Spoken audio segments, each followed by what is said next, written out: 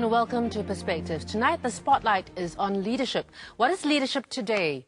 How has leadership changed in a globalized world with an increasingly educated and affluent population in Asia? And how has social media changed the perception and connection with leaders? How do we recognize good leadership? What makes good leaders? Are there special skills required for leadership in politics, business and in society? Do these stand the test of time? Now, joining me tonight to discuss these issues, our distinguished panel, including Professor Kishore Mahbubani, Dean of the Lee Kuan Yew School of Public Policy at the National University of Singapore, Professor Arnaud de Meyer, President of the Singapore Management University, Mr. Piyush Gupta, CEO of DBS Group Holdings and DBS Bank, and Ms. Jessica Tan, a partner with McKinsey & Company. Now, welcome everyone to the program. Thank you for joining us. Good evening. Let's start off with you, Kishore. You mentioned to us before that leadership today is much more difficult in politics because of a range of factors, three of them. First of all, globalization. Secondly, the increasingly affluent and educated middle class. And third, the impact of social media. You said this has made leadership less decisive. Now, is this a good thing or a bad thing? Time will tell. But I think it's important to understand that in a very profound way, we have entered a new era of world history. I think humanity at large, in one way or another, could live with strong leaders, leaders who were heroes and so on and so forth.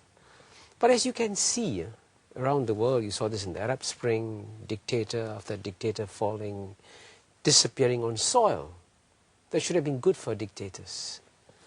And even if you look around the world today, there's a global leadership deficit. I keep asking my friends, now tell me, name me one global leader today whom you really admire, whom you feel has made a difference. And you know what? Most of the time the answer is zero.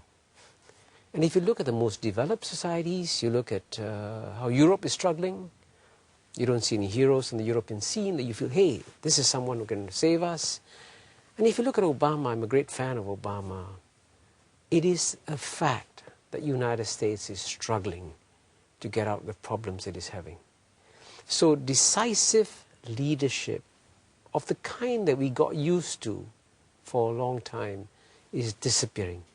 The question is whether human society is changing or something else is changing that's leading to this enormous transformation in societies. Is it a question also that because of the complexity of government and business and politics today, it is almost impossible to have somebody to have this really strong, know all, know everything, I will lead this country or this continent out of a crisis, and that it is understandable that it takes time for situations to evolve and develop to find solutions. Piyush? I would agree. I'd say there are really two things at work here, but they're both important. One is just the evolution of societies and people. So a paternalistic kind of leadership that people were willing to accept in the past is no longer acceptable. You're talking about Singapore, right? I'm talking about everybody. Suharto, Mahathir, Deng Xiaoping, the acceptance of a father figure. Actually, you just proved my point. You just proved my point, yes. Is no longer acceptable because of a social change. But I think the other thing that's happening is what Kishore talked about, this issue around globalization and communication, the internet. This has got to created a situation where there are multiple people with multiple views and ideologies, and they're all equally available in real time. And therefore, this complicates the ability to do things and actually lead decisively. I would agree with Kishore. It's become a lot more complex than it used to be. But I would disagree a little bit. Because when you use the word complexity, for me, that's management. Management is coping with complexity. Leadership is about change. And where I disagree is that we are in a much different situation of 50 or 100 years ago. But it is true that the business of change is changing.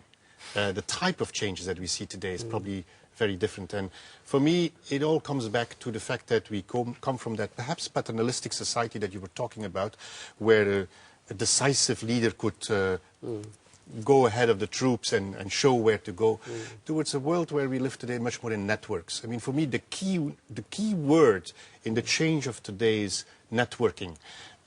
You talked about internationalization, and internationalization means that political leaders need to live in networks. It means that companies are living in networks.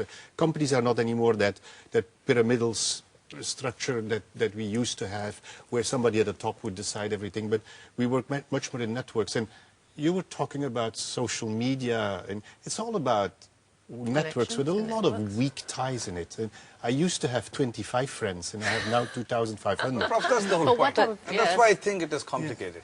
Because the human mind's capacity to deal with multiple networks is limited.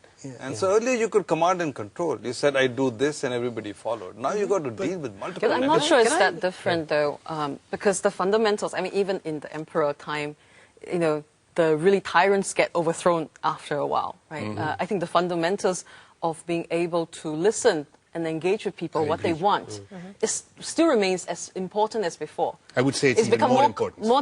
Become even more important because now they have a lot more information and the people are a lot more aware.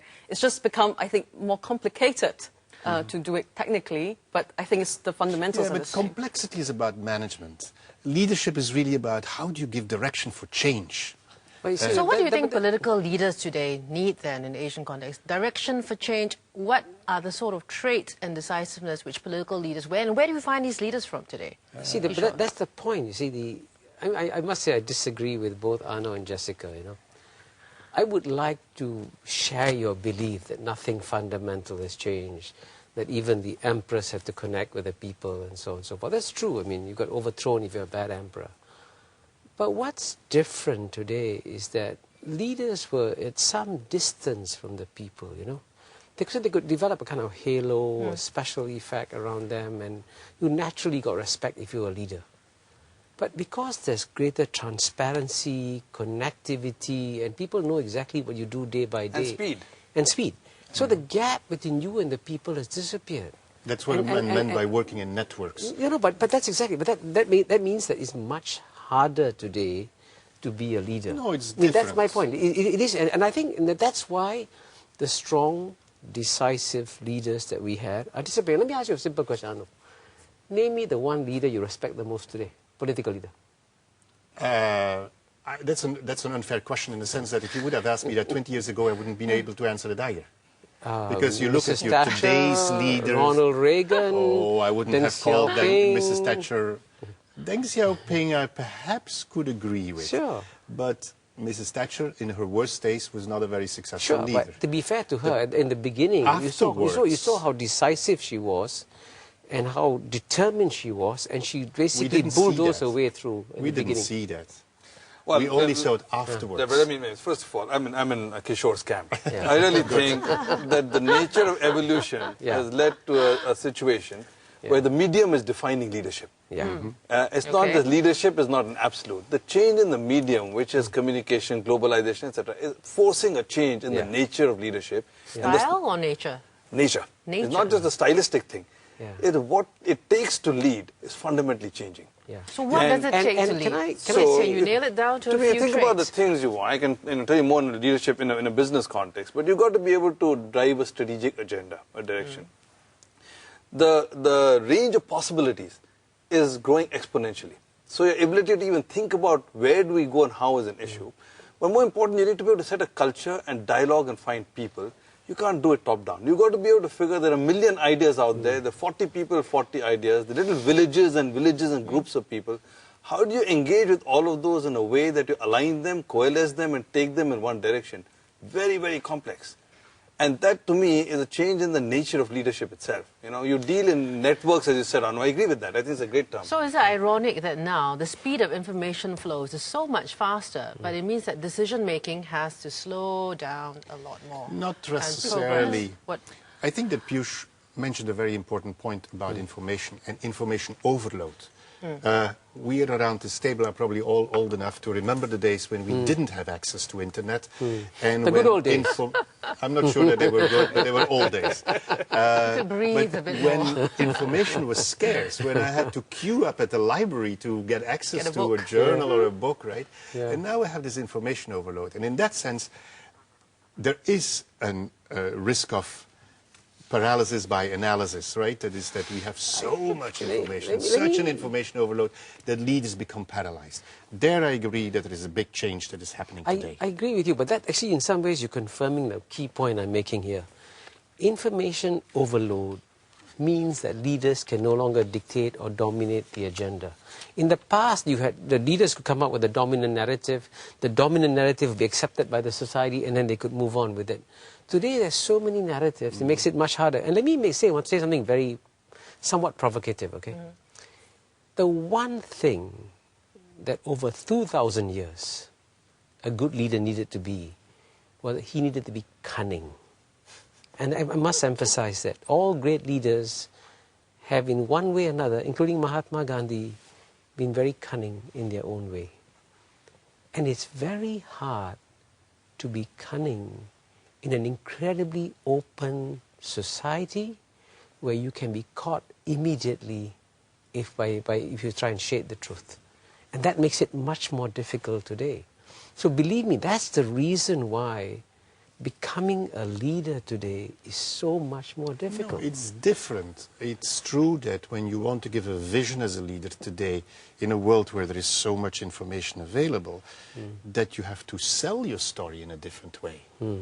But there are so many examples today of people that have been able to use that world of information overload, that world of the internet, to actually sell their concept, to create, passion for what they're doing. So I think it's possible. It's different. But not as political leaders, though. Okay, we're going to have to go for a That's short my break. point. Not as political Okay. leaders. Let's pick that point up again before we talk about business leadership after the break. Stay with us.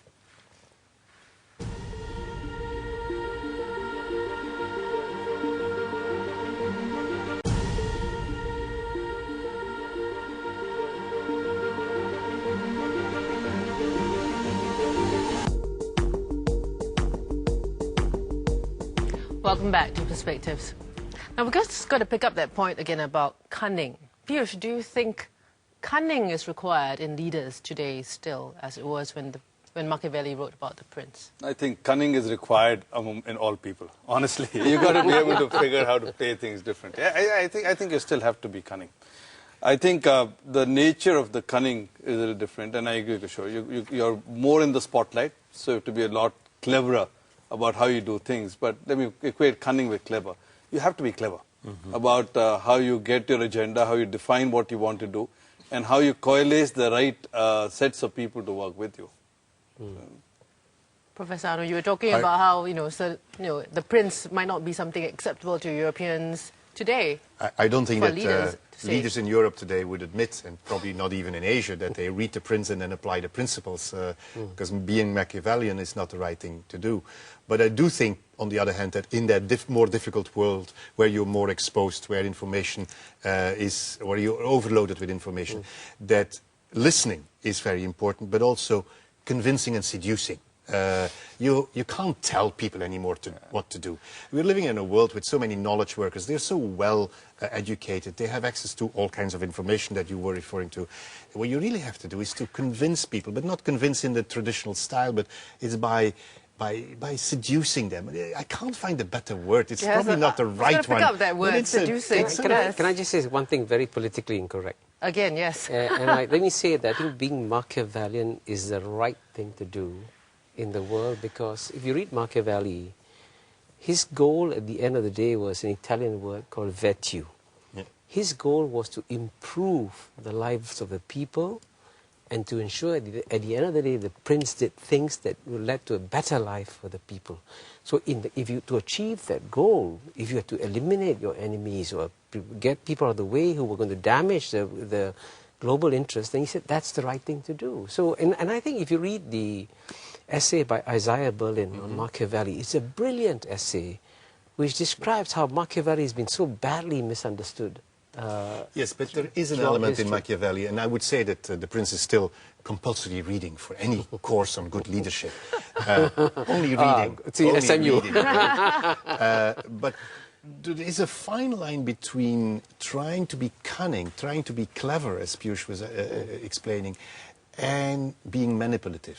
And that is sometimes, when you look at You used the it, word So when I say seductive, cunning, actually. I think clever. Yeah. is that you have to be clever at how do you get an alignment of interests, how do you make sure people who are aligned to your interests, you get the agenda around them. Better you Jessica, can, yes. but Jessica me knows jump more in. What- about cunning than anybody else. Do you agree to what Because I women said? are Do you cunning. think? Yeah, that's just what Business McKinsey. No, but I want to offer a slightly different perspective. I think beyond being clever or cunning, whichever you way read it, I think going back to the point of being more complex, I think diversity becomes very important. Right? To a point, one person can no longer knows everything. And I think lots of research, right, including, McKinsey has also done some research in terms of, diversity. If you have more gender diversity or more cultural diversity, they actually, the top quartile companies perform 53% higher ROE than the bottom quartile, right? Although you cannot prove causality per se, the numbers are huge enough that you would imagine,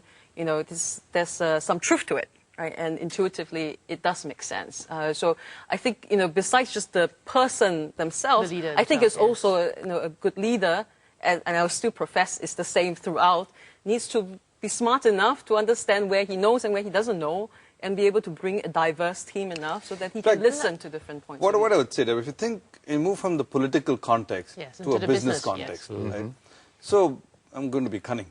But I think in a business context, leadership has changed, but it is actually easier than it used to be. And that is for the reason Jessica just said.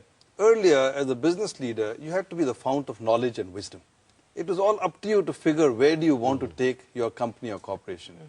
Today, you have the ability, if you're smart, to be able to rely on multiple sources of people. There's a lot of people with a lot of ideas. As long as you can create a culture where adaptation, adaptability, nimbleness thrives, the company can prosper extremely well. But you see, this is the advantage of business, I was going to say. The difference between business and politics is this. In business, it's win-win.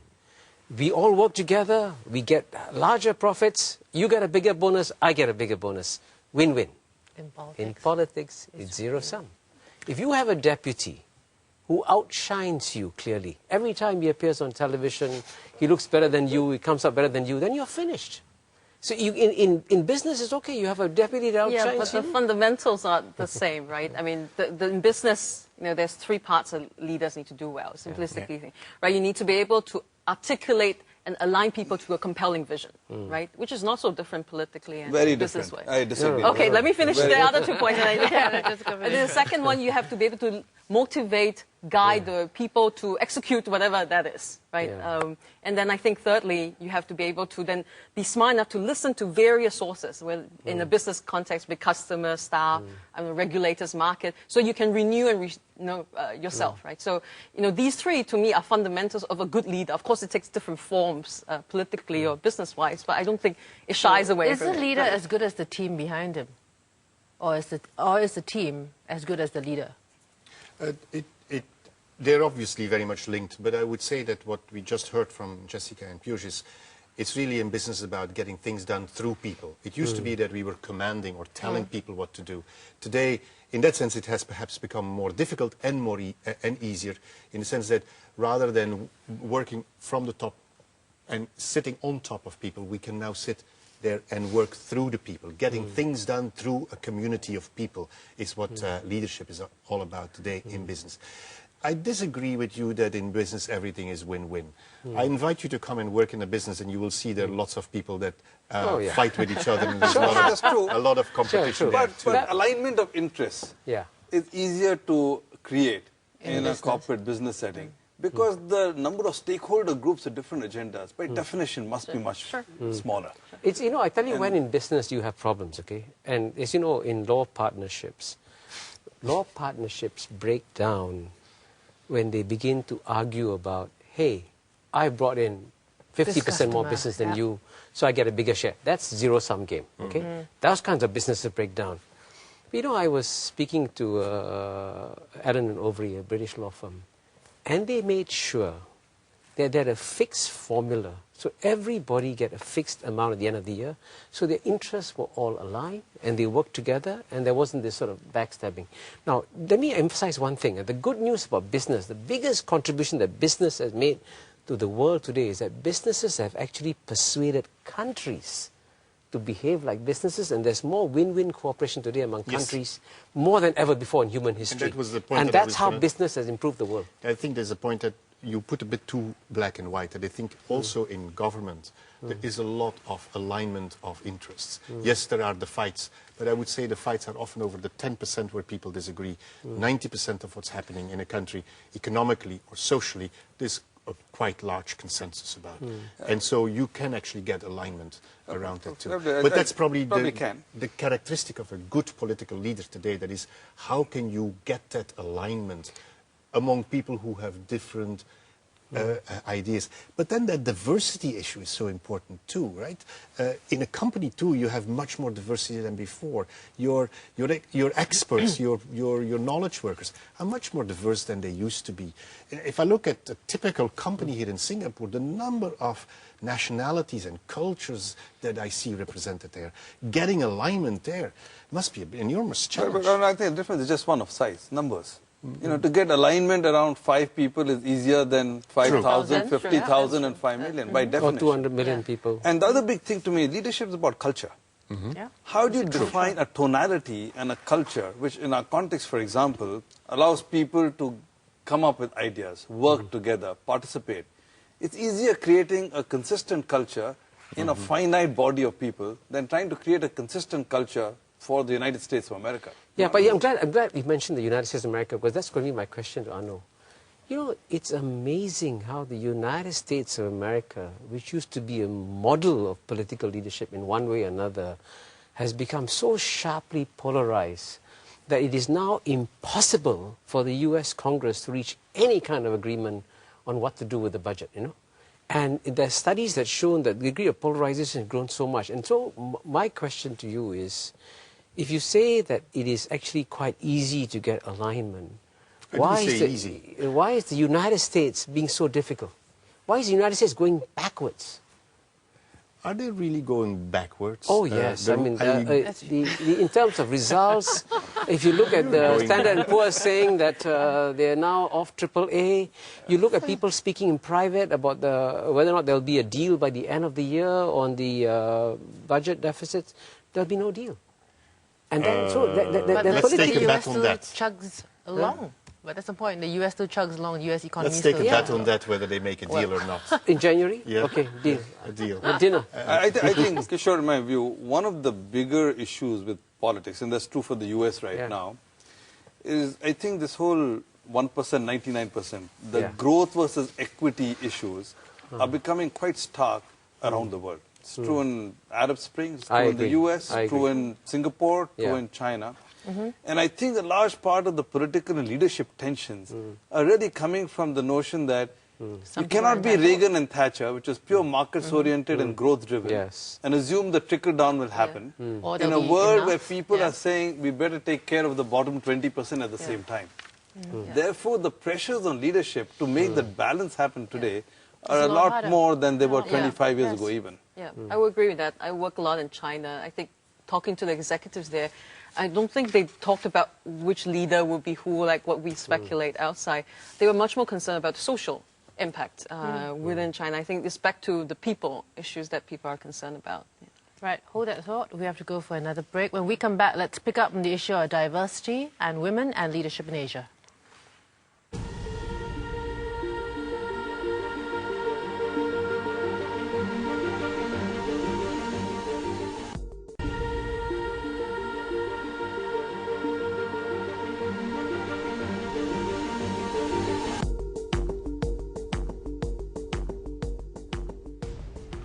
Welcome back to Perspectives. Now, Jessica, earlier on you were talking about diversity, and I also quote that you used the phrase war for talent. Why is it a war, and how do you build diversity in the teams that you need to build behind leaders? So I think the war for talent is quite evident, at least from a business standpoint, right? Just an example, we surveyed 60 large corporations in China recently, and 44% of them actually say that talent is the biggest barrier for their growth. And it's understandably so. I mean, because the pace in which the companies are moving and growing is so much faster. You don't have time to traditionally do the apprenticeship model to develop the next generation leaders. So for me, war for talent is a critical issue. Now, what is important, I think, bringing back to diversity is that we cannot therefore ignore potential sources of talent. One of the areas that I'm personally interested in also is in women leadership, right? And you spoke about women. I think while we have improved education levels, labor participation rates, while at the entry level, you have 40–50% of women, but at the senior level, it's very low, right? We just completed some study where we looked at 745 companies across. And, across Asia, 10 markets, I think only 6% or 8% of the women are on boards or executive committees. So to me, this pipeline has not changed for decades. And it's not going to change. And so the question... Don't be so pessimistic. Why are you thinking that? Sorry, Piyush. Why aren't you hiring more women in your like boardroom? EDS actually have done very well. But what I want to say is that I think the issues with the leakages, right? So when we speak to various people, some ask, why is it better? I think why is this important is because one, war for talent is important. I think two is that, back to the point of diversity, we have, some evidence that show 3 or more women at the management team level create sufficient more critical mass and a more balanced management team that you have better results, right? Let me say 2 things. One, I believe there is a bigger war for talent today just because of the creation of the knowledge economy. As you move up the value chain, you need a lot more knowledge workers. And in the past, where you could actually get skilled blue-collar workers and train them, it's no longer as relevant and as appropriate. And therefore, everybody's scrambling to get the right kinds of people. I also agree with Jessica. I think a diverse talent pool is actually very helpful. Just because the sum total of people's different experiences and backgrounds generally contributes to better decision making. I find that diversity is not necessarily a gender issue. I find if I get people from Australia and Scandinavia and different parts of the world, I get the same improvement in thinking as I do in getting 3 women and 2 men. I think the real opportunity around women is also what Jessica said. It's 50% of the globe. And when you're fighting for talent, if you're going to ignore 50% of your supply source, you're being pretty naive. You might as well go there and try and find the best of the talent in the supply source. And that's really the key issue. How do you make sure you get the best people from that supply source? So why is it we still have only less than 10% of corporate boards in Singapore and the rest of the region women? I think the issue, I don't think it's a glass ceiling issue. It's changed very much. When I first went to China to work, I remember one of my clients had a employee guidebook that says women must be 1.6 meters tall and of a pleasant disposition. I don't think these days you'll find that kind of discrimination. We need to be unpleasant. Yes. We need to have an unpleasant disposition it's to more get there. Understanding that how to keep senior women at work. Right, that it's worth it. It's through the childbearing age. I'm a firm believer that women get off the fast track at the childbearing age in the mid-30s, and it's very difficult for them to come back. And for companies to work and say, how do you actively get women to move off, but then come back on this thing? That's a real challenge. Very few companies... I'd like to generalize a little bit. I think that we have a very an obsolete model of what a career is. That is, a career typically is, if I simplify enormously, 20 years studying, 40 years working, 20 years retirement. That's about 80 years, right? I think that boring idea of you work for 40 years in sort of a natural progression, I think that is a thing of the past. Now, the childbearing age that you were referring to, but I would more call it the ability to take off some time to spend with children at the crucial time in their life is probably for some men as important as it is for some fathers, as important as it is for some mothers. The ability to just take off a year of sabbatical to do something different, something that we do have in academia that is far less common in the political or in the business spheres. I think the flexibility in careers is probably something that we have to think much more about. The second point I want to make is that I really truly believe in the value of diversity, but it doesn't come automatically, the results. If you put a diverse group of people together, they will not necessarily be more creative. You really have to manage it, because otherwise there is a risk they become very polite with each other. Don't dare to challenge each other. Don't dare, and it's only when you challenge the other guy that you actually get the best out of it, and that out of the sum of the ideas that you can get a much better result. So I would say diversity plus managing that diversity is very important. Can I throw a small cat among the pigeons? I agree in diversity, because I belong to a minority within a minority, so I love diversity. But there is something called the China exception. The best performing economy in the world today is China. The fastest growing economy in the world today, China. And some of the best companies in the world come from China. And believe me, if you go to China, the strength of Chinese companies is not diversity. It is very much Chinese, and yet they are able to perform and do well. So I think it's important to identify what are the key traits of success, And by the way, incidentally, for a long time, the Japanese were extremely successful too, now less so. And they also had, frankly, only Japanese companies. And by the way, the most successful electronics company, whether it's Samsung or the most successful car company, Hyundai, also very Korean. And if you walk into a Korean company, by the way, you don't see much diversity either. I'm not sure. So that's my point. That there's always a danger in getting carried away with political correctness, and not recognizing that the world is actually more diverse than we think when you think of diversity. Well, I think maybe Chinese is, most of the management team are Chinese speaking, but doesn't necessarily mean that they are the same. Right? I was just reading a book on the way here. It's an autobiography by Peter Ma, Ping An Group founder and CEO. Right? And he described how they started 24 years ago as a small insurance company in Shekou in China with 10 employees. Today, they are the second largest insurer globally by market cap, with almost 500,000 employees. He would attribute one of the success as bringing a diversity of talents. He had, at one point in time, almost half his top management team were non-mainland Chinese. He had the CFO from Hong Kong. He had a Malaysian for strategy officer. He had I think he has a British who is heading his banking business.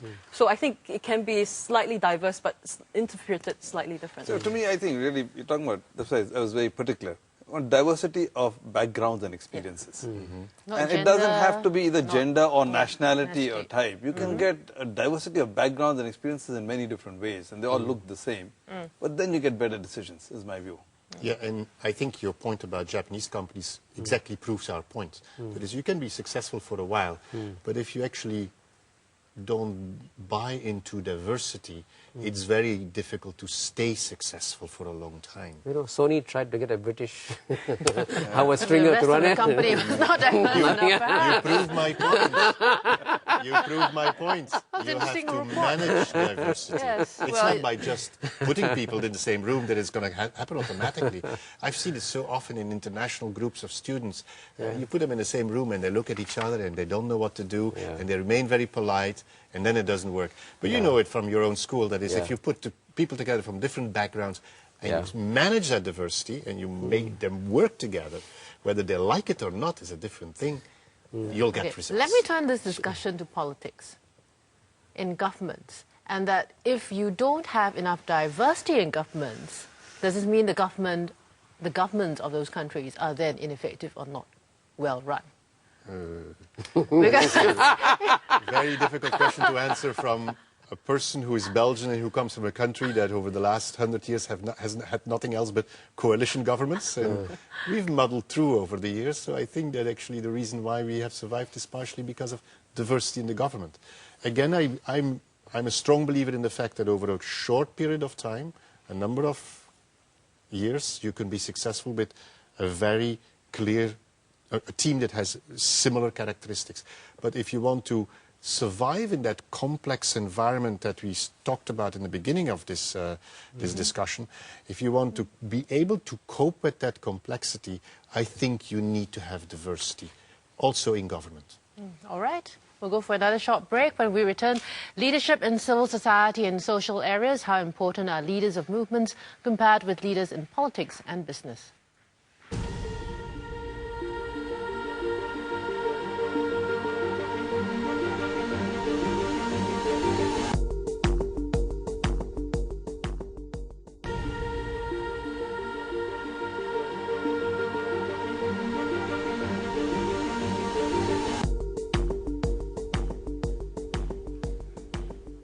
Welcome back. Now let's pick up our discussion now on a different side of leadership, leadership in civil society, leadership in cause generation. Do you think the traits of leaders in these areas are different from leaders in politics and business? Jessica, maybe you'd like to start. I mean, I've worked mainly in business, so it's hard for me to comment on the other areas. But I think the fundamental traits are similar to be a good leader. It's like, but I think perhaps the form in which it takes will be different because of the different type of stakeholders involved. I guess one of the big differences for me between civil society, NGOs, and what you see in business is that the type of incentives that you can use is very different. In a business environment, and I simplify here, but you basically have remuneration, recognition, promotion to reward people. In a group of volunteers, they work because they believe in the cause, and the incentives of making them work together, getting them to go in a particular direction. The incentives that you can put in place are much more complicated, have to do much more with something that I said earlier in the debate. That is, it's about convincing people. It's about seducing them to go in a particular direction. You cannot force them. You know, let me tell you a story. George Shultz, when he was, after he stopped down Secretary of State, was offered your job to become president of a university. And he turned it down. So he said, why? He said, well, when I was in the Marines, and I told the men to jump, they said, how high, sir? He said, then I went to government, Bechtel, and I said, jump. They said, right away, sir. Then I went to the private sector, the government, Secretary of State. I said, jump. They said, immediately, sir. But if you go to a university and you tell them jump, they say, why?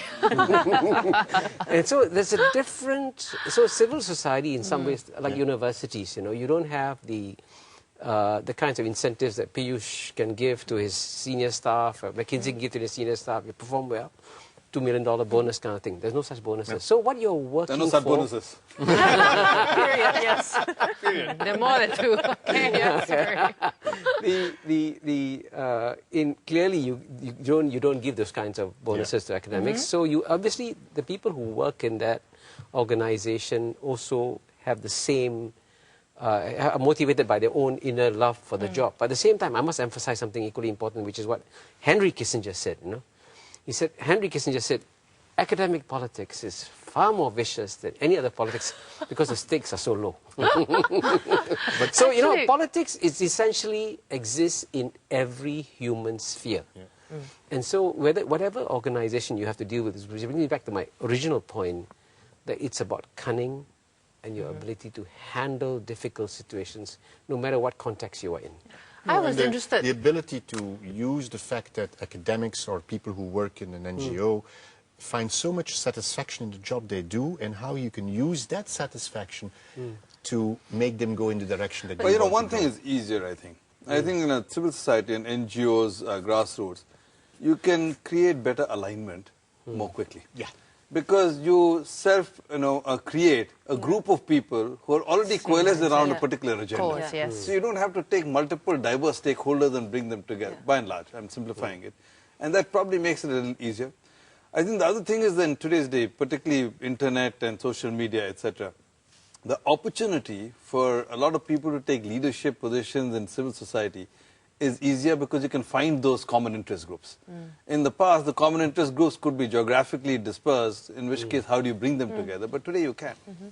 Actually, I was interested in picking up the point because when we were talking about causes and social causes, the similarities on cause and government, and why leaders in government should have a cause and coalesce and have a same mindset as they bring leadership in the government and country across. The language seemed to be the same as it was coming out to you. I mean, you talked about seducing, you talked about bringing people along. Yeah, but it's not about monetary incentives, so somebody I prefer more the comparison with an orchestra. You have all these individuals who love their own instrument, who will read their own lines, their own scores, and who want to perform the best, but have to play together. I still remember that one of my colleagues at the University of Cambridge did a study about the boat racing. And you get in Cambridge, Oxford, this boat race where Cambridge usually wins. Yeah. No Oxford person yet? You get these top performers who win Olympic medals, who win, who are individual performers, and suddenly they have to row in a team. And even if you're stronger than the person behind you, you can't row faster because then the boat goes in the wrong direction. You have to work in a team. And I think that's a little bit what you have in civil society. That is that there is another purpose, there is another belief in what you can do. You just have to make sure that people understand that they have to row together. But can I ask you a question? You use the word seduce. I use motivate, which I think is a bit more positive. There are different ways to motivate people. Seduction right? is very positive. Excuse me. Like I think about my children. I have 2 young children. You motivate them either through incentives, right? Through the leader themselves, maybe the loyalty, through values, as you said in civil service, and you know, let's say with these 3 ways. Now, can you not say that? Look, if in different situations, be it in business or civil or political, if leaders can use all 3 levers simultaneously, would you not get a greater effect? I mean, why must we only use one versus the other? I mean, in business, if it's not just KPIs and incentives, if that's a greater purpose towards a vision that they're trying to build, it'll be much easier. No, that's absolutely Jessica. true. The question is just that some things are easier to do in some scale and context. Yeah, I think context is important. And just to build on your orchestra example, which I thought was brilliant, in the civil society, you get a group of musicians who are there because they love music. Yeah. In politics, you have a group of musicians, all of whom want to become the conductor. And therefore are thinking, how do I fix this guy to become the conductor? You know, so that's the difference. So context is important. Yeah. And that's why, actually, going back to your point about leadership in politics, it is in many ways the hardest. And that's why there is, if you look around at all the sectors in the world today, the one sector where there's really a global leadership deficit is politics. I want to reinforce the point about the fact that leadership has to be adapted to the circumstances or to the context. I wrote an article about leadership a number of months ago, and in that context, as a good academic, you do your literature survey. I came literally to 298 different concepts of what leadership is. And it's clear that academia has no good answer for the moment, if you have such a variety of answers. But essentially, it is about the fact that leadership has to be adapted to the context. And so when we started this debate with asking the question, is this about Asian leadership? Yes, it is about leadership in a particular context. And the way you lead, you probably use the same levers in a different way, but the portfolio of levers you're going to use is going to be very different. By the way, incidentally, I should tell you, as a dean of a school of public policy, where our mission is to train the next generation of Asian leaders, the hardest thing to teach, it's easy to teach economics, it's easy to teach political science, it's almost impossible to teach leadership, because trying to figure out how you take someone and convert them to a leader, nobody's figured out how to do it yet. So if one of your viewers has found it, please ask them to email me. But you know, what I find is easier to do is to teach a set of behaviors that are acceptable and good. Yeah. Right? So- And then the sum total of those behaviors hopefully transcend into some form of leadership. I agree with you. As a generic, it's not easy. Yeah. You can teach leadership. It's like teaching a person a piano. You have to have the talent. It doesn't work without the talent. But then it's 10,000 hours of practice. And I think that's what we need to do with our students, with our political leaders, with our business leaders. Give them the opportunity to practice leadership. Exposure. It really comes from exposure. You've got to give people, put them at the deep end, give them a lot of exposure, a chance to make mistakes. That's how you learn. Yeah. Jessica, last words from you? No, I think maybe one thought about this Asia versus Western leadership that you mentioned a bit. I think the form sometimes is different because, you know, often Asia, you will have these meetings with 50, 60 people. You know, whereas I think in Western world, I used to work in the States, we have much smaller project meetings. But ultimately, a good leader is the same, right? I just saw a CEO in Taiwan, one of my clients, who amongst 50, 60 individually ask the bank teller what that person thought of, our recommendations, etc. He carefully listened. He took lots of notes. At the end, he still very decisively, as you said, gave an answer. So for me, the form may look very different, but I think the core essential, I still believe, needs to be the same. All right, thank you all for joining us this evening. We hope you found tonight's discussion illuminating. Do join us again next time. Your views are important to us. Please check us out on our website, channelnewsasia.com/perspectives. And you can also leave your comments on our Twitter feed. Good night. Thank you.